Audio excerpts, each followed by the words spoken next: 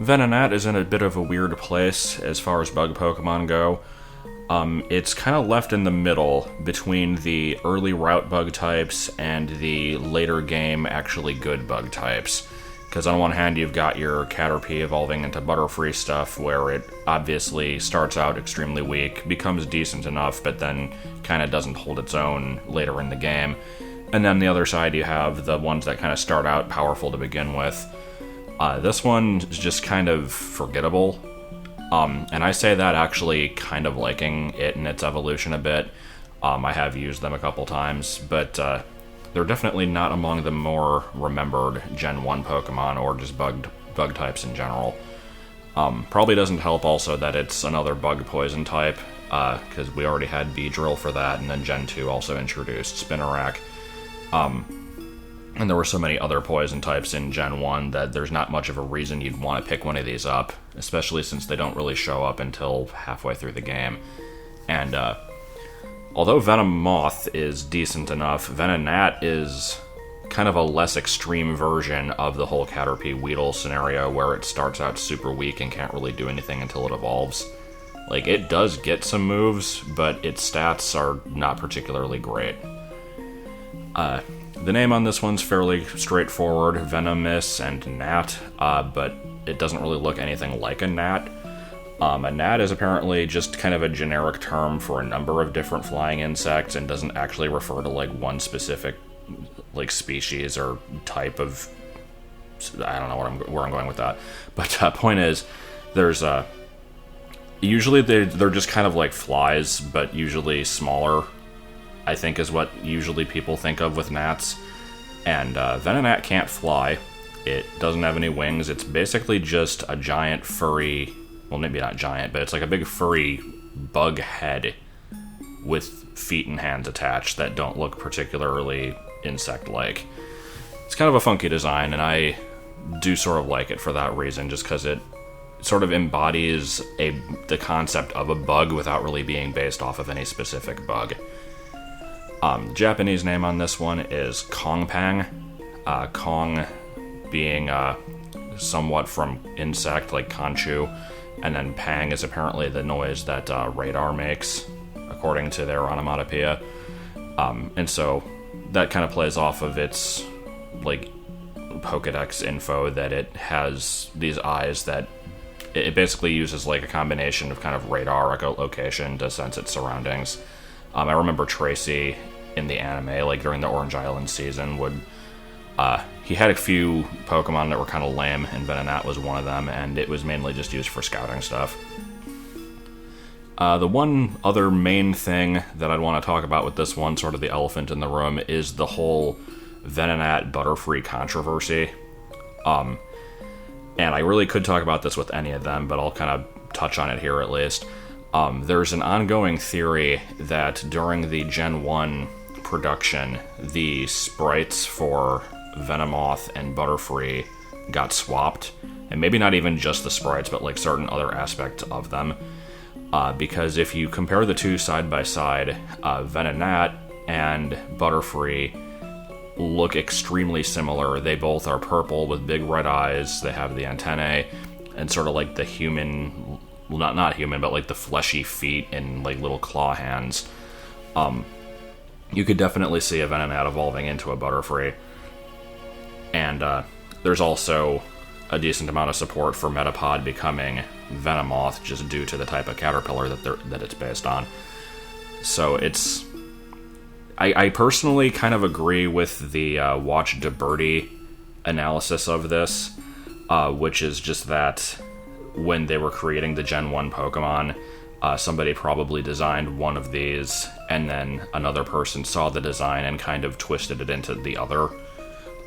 It was specifically mentioned in the NeoGAF thread that a similar thing happened with Ravio from Link Between Worlds and Nabbit from New Super Mario Bros. U, where they're really similar designs, just because there was kind of like a bit of idea sharing going on between the different production teams. And it's quite likely that happened with this, because there's also other Gen 1 Pokemon that have similarities, like the Nidoran family and Rhydon Cloister versus Ghastly, both just being like a black orb with the same type of face. There's a few other examples, but those are kind of the main ones. So it really could go either way, but I personally feel that even with all of the glitches and just overall bad design that went into Gen 1 in some places, they probably wouldn't have completely swapped two Pokemon like that. You'd think that would be something that they'd catch. So, I don't know. That's just my feeling on it. Oddish is yet another grass poison type, one of 3 families from Gen 1 alone, along with Bulbasaur and Bellsprout. And it is basically Bellsprout's counterpart, at least kind of early on. They did sort of split a little bit further as the generations went on, but it was the red version exclusive, whereas Bellsprout was the green or blue version exclusive. And they function in pretty similar ways, because they're both 3-stage families that evolve at level 21 and then a Leaf Stone, although Oddish also has a split evolution, but we'll get into that at some other point. When comparing the two, I believe I've said before that I usually consider Bellsprout kind of the superior in terms of just all-out strength, because it has access to Vine Whip and Razor Leaf, whereas Oddish is more limited with Absorb and Mega Drain. Those can be useful in their own way, because obviously they'll heal you, but the attacks themselves are weaker. But even though I consider it the weaker of the two, I do usually prefer Oddish, just on a personal level. The name on this one, as many English names are, is pretty straightforward. It's just an odd radish. It does resemble a radish, but that's not its main origin, as we'll get into in a second here. And the Japanese name is Nazo no Kusa, which just means enigmatic grass, basically. So both of the names are hinting towards this thing being not all that it seems. And that ties into its primary origin, which is the Mandrake. Mandrakes are probably most well-known, at least like nowadays, from Harry Potter. They showed up in Chamber of Secrets, where basically it was shown that they're basically like plants with a level of sentience to them. They're kind of like babies, and you pull them out of the ground and they can scream and will basically kill you if you hear the scream. But they also mentioned that like they're useful in potions, and like many things in Harry Potter, that was not just made up for the series. It is based off of like real life mythology. The Mandrake is a real plant, and it is highly poisonous and can actually be used in certain types of treatment. Apparently it helps with Parkinson's disease. But the interesting thing about the Mandrake is just kind of the mythology that comes behind it, because I guess due to a combination of it being lethal and the fact that its roots resemble kind of like a human body in some cases, basically people thought that there was more to them than it seemed, and so a lot of just various myths and legends went on about how they're basically tiny people growing in the ground, and they're linked to demons and ancient or like evil spirits that will basically just bring death upon you if you look at them, or if you pull them out of the ground and they shriek and you die from hearing the sound. It's kind of hard to say where these ideas came from, but it's most likely just because people did die from eating them or handling them the wrong way or whatever, and so just a bunch of fluff has come up with to explain why, because science wasn't what it was back then as it is now. So if you want to look up stuff on mandrakes on your own, feel free to. There's, I'm sure, plenty of info on them. I just kind of did a little bit of reading on the subject, and it was kind of interesting, but not really that much to talk about, honestly. But yeah, that's this one. It's given that the Mandrake is so poisonous, it makes sense that Oddish is a poison type. It doesn't really make much use of it, though. And its evolutions are poison type also, but kind of in a different way, because they're based off of totally different things. But we'll get to those when we get to those. Psyduck is the first water-type Pokemon in National Dex listing outside of the starters, which is kind of surprising given that there's so many water types out there. You'd think that there would have been more than just Squirtle in the first 50, but apparently not. But yeah, it's actually fairly common too. This thing is in every single regional Pokédex except for the original Black and White, because those were limited to just Gen 5 stuff. But it's been in every single other one. And if you count Coliseum and XD as main series games, its evolution can be found in XD also. So it's pretty ubiquitous. And I suppose that sort of makes sense, because I always found it to be one of the more commonly seen Gen 1 Pokemon in terms of merchandising. Kind of surprising that it actually didn't get a card until the Fossil set, which was the third set of cards. The only reason I bring that up is because my first exposure to a lot of Pokemon was through the cards. And so when I had first started looking through the old magazines and learning them that way, Fossil hadn't been released yet, but I still knew of Psyduck anyway, just because it had a lot of merchandise and it was in the show and stuff. Same could not be said about Golduck, but Golduck's another can of worms. Psyduck's definitely more popular than it is. And once again, we have an extremely straightforward name here. It's just Psychic Duck, except it's not a psychic type. A lot of people kind of get thrown off by that because it's in the name, and one of its main gimmicks is that it has the ability to use psychic moves in some capacity. But looking over its moveset, it's actually surprising how little coverage it gets, at least in the early generations. You can say that about a lot of stuff in the first two gens, but Psyduck didn't actually learn any water moves naturally until, well, it gets Hydro Pump, but not until the 50s.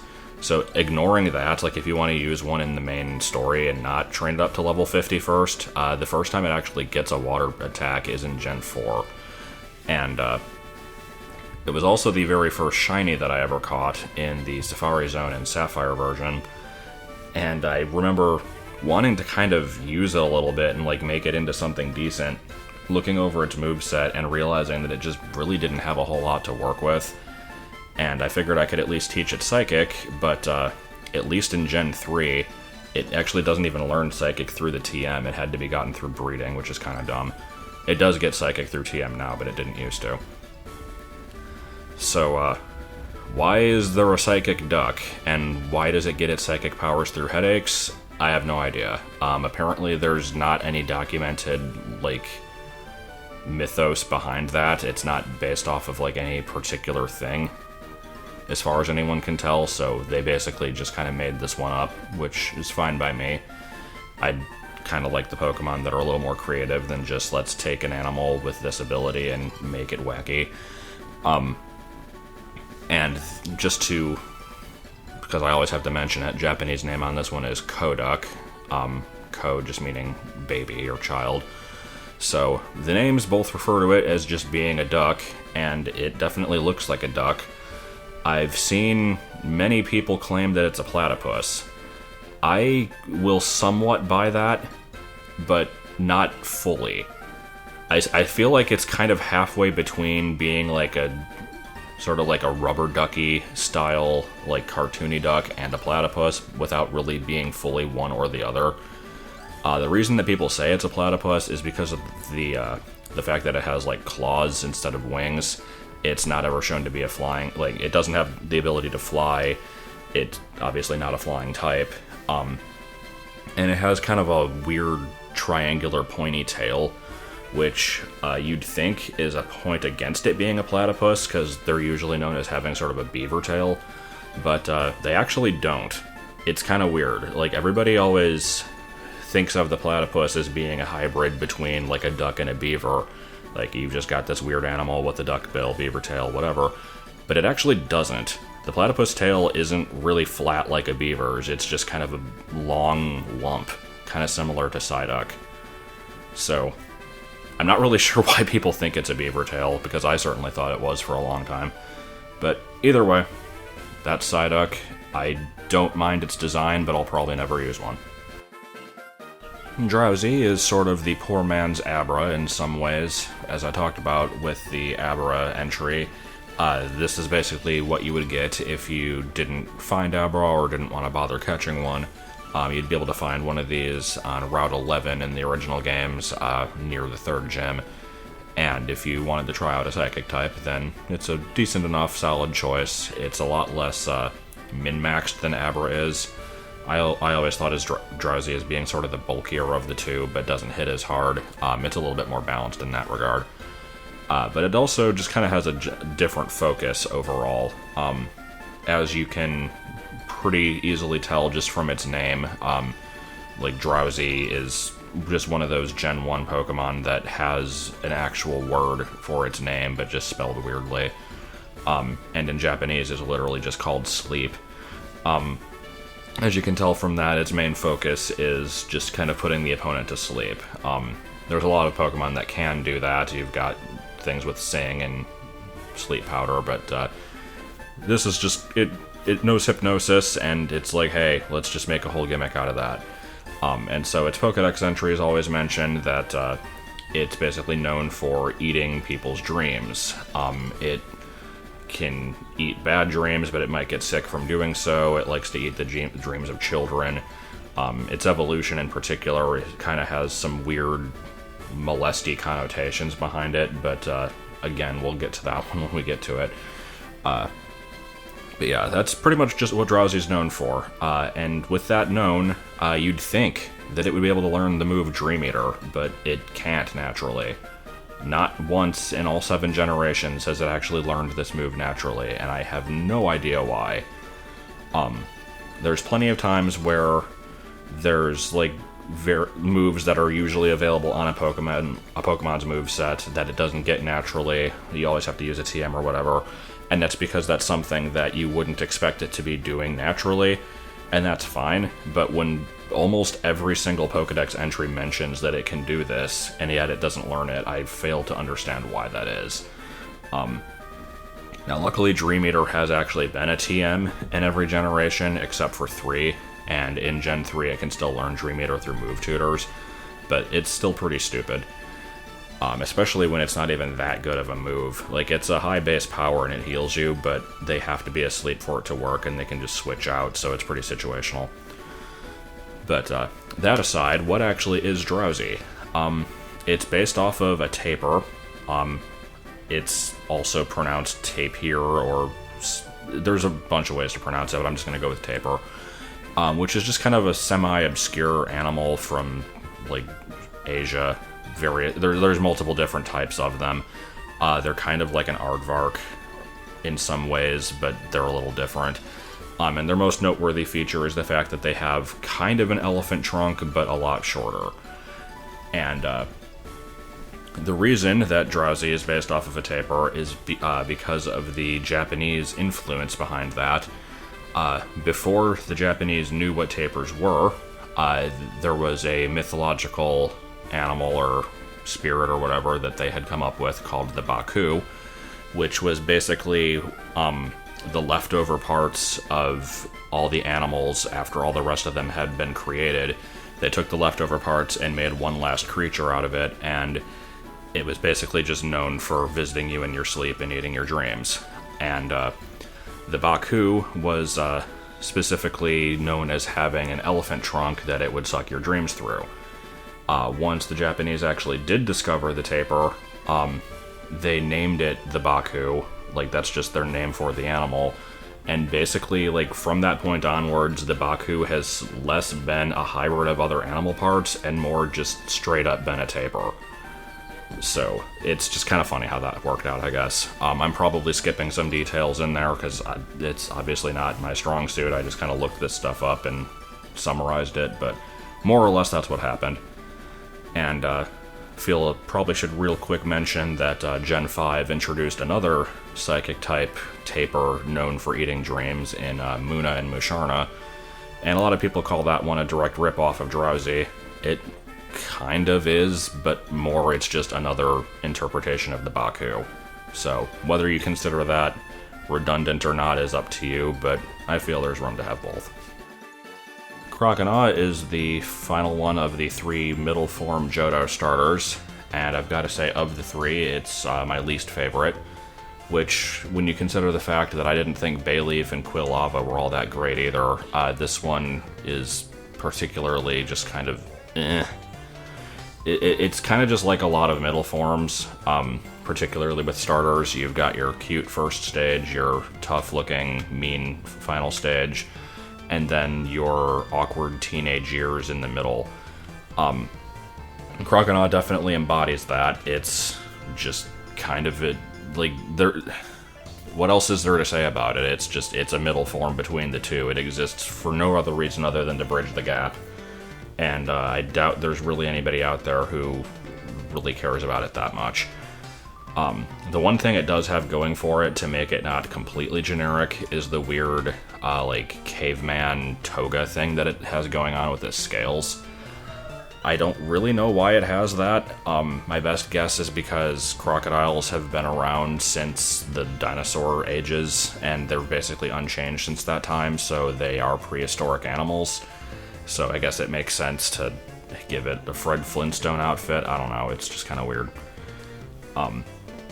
One other thing on that note that I'll just put here because I have nothing better to talk about is the pattern on its belly does always go a certain way, where it's like if you look at it as a toga, it has like the one part that goes over the shoulder and the one part that drapes below it. And it always does face the same way. And there are certain Pokemon that do have asymmetrical designs like that, and a little tidbit about those is they're specifically coded to not have their sprites mirrored in certain games. In Gen 6 and onwards, obviously they've moved to 3D models, so they don't have to worry about that. I know they didn't care about it in Gen 1, and I don't remember if they did in Gen 2 or not, I'll have to look.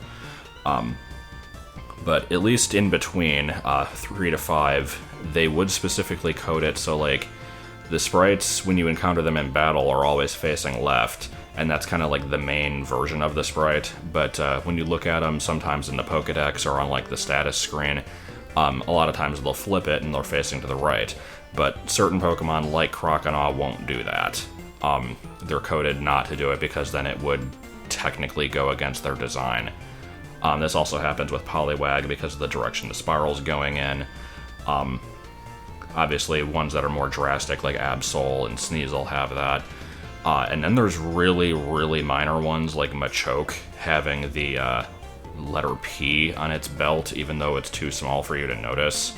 And, like, the direction that the swirls are on, I want to say, I don't remember if it's Infernape or Monferno, it might be both. Like, little tiny details like that are just kind of, I like how they went out of their way to ensure that that was always consistent. But anyway, aside from that, one other thing I did about 5 minutes worth of research on is the difference between crocodiles and alligators, because I figured I could talk about that here. English name on this one is obviously crocodile and gnaw, and then the Japanese name is just alligates, which comes from alligator. So which is it? Both, whatever. The animals are similar enough. Like, I feel like it's one of those things that they probably didn't even need to come up with two names for them because they're similar enough, but the main difference, as far as I can tell, is that alligators have a more rounded U-shaped snout, and crocodiles have a more pointy V-shaped one. Crocodiles also have certain teeth that kind of point upwards when their mouth is closed, which Croconaw does have. And the other main thing that I always think about is just two things, actually. There's the Futurama episode, I second that emotion, where they go into the sewers for the first time, and they're talking about alligators surviving in the sewers, and then it turns out that that's a myth, but there are crocodiles down there. And also Jumanji, where Robin Williams just kind of wrestles one and somehow doesn't die. And afterwards, I tried to find the clip of this to get the exact line, but I didn't look that hard. I seem to remember Sarah, like, saying, "You wrestled an alligator for me," and then he says it was actually a crocodile. You can tell because of the ridge on its back. I tried to find out if that's actually true, but I don't think the ridge thing is actually a difference between the two types of animals. I think they made that up. But I don't know. Who cares? Pinsir is the only fully evolved pure bug type out of Gen 1, and despite that, it does not really do much with its typing. It actually took until Gen 4 for it to finally learn a decent enough bug attack with X-Scissor. In Gen 1, it didn't learn any at all, and then in Gen 2, it could get Fury Cutter through TM. Gen 3, it could still get Fury Cutter, but only through Move Tutor and Emerald. And Fury Cutter isn't exactly a good move, so it took a while for this thing to actually get a stab move of any note. It gets plenty of other physical moves, mostly normal fighting types, so it can still cause some damage, but usually not really the kind of moveset you're looking for with anything that isn't a normal or fighting type, so a lot of people kind of skip this one over. In Gen 1, it was the counterpart to Scyther. Pinsir was in blue, Scyther was in red, and of the two, Pinsir was usually considered the less cool of them. I know I definitely liked Scyther better, and I think that's sort of the general opinion. And then in certain other later games, they kind of remain counterparts, usually in remakes. They're also version exclusives in Diamond Pearl. But as from Gen 2 onwards, it's mostly kind of stopped being a Scyther counterpart and became more of a Heracross counterpart. And in that regard, it's still the lesser of the two. Heracross is pretty much better in every way. It did get a pretty decent Mega in Gen 6, though. I've not used Mega Pinsir myself, so I can't say much about it, but this is the first Pokemon I'm covering that actually does have a Mega form. From what I can tell, it's basically just your generic stat boost. It gets really high attack and speed, which is what you'd want on it. But it also gains the flying type, which you'd think would be kind of a downside, because bug flying is kind of a shitty combination that way too many Pokemon have. It makes it double weak to rock, gains a bunch of other weaknesses that it doesn't really need. But it also gets the ability Aerialate, which, in addition to turning all normal type moves into flying moves, also boosts the attack power of those moves, and it gets Stab because now it's a flying type, and it learns a shit ton of normal moves. So it actually can do quite a bit of damage as a flying type, as a Mega, surprisingly. Still only has X-Scissor as a bug move, but I suppose it doesn't really need anything else. Name on this one, I feel like I've said this for basically every single Pokemon, is pretty straightforward. It has pincers, so it's called Pinsir. It's spelled S-I-R, probably because it's like the king of bugs, even though it's not really, but whatever. Japanese name's a little bit harder to pin down. It's Kyleos. Bulbapedia doesn't really have a distinct origin for that one. Kai could be referring to cross, like for its horns. Could mean large, or brawny, or cut. The second half of that, the like Leos part, I don't know. They're saying that Korios is Greek for bug, so it might have come from that, but it's, I don't know really. And the origin on this one's also pretty straightforward. It's pretty much just a stag beetle. Apparently there are lots of different types of stag beetles out there. If you've ever played Animal Crossing, you probably are aware of that, just because there's a lot of different varieties you can catch. And given that the Pokemon series in general is kind of based off of the idea of collecting and fighting bugs, which I guess was a pastime of Satoshi Tajiri, it kind of makes sense that you'd have a Pokemon like this among the first 150. It's definitely one of the more menacing looking ones. It has that weird sideways mouth with the fangs going down it like a zipper. It's definitely something you wouldn't want to encounter in real life. It's just a shame that it is never as useful as its mean, like, intimidating appearance would lead you to believe. But yeah, as far as just its origin, like, there's a specific stag beetle that it resembles the most. Apparently the Prosopoculius inclinatus. I have no idea how to pronounce that. Whatever, it's just a stag beetle, that's all you really need to know. Also, the Mega form has wings that don't really make sense and awkward spikes that would prevent its shell from ever closing, so good job with that one.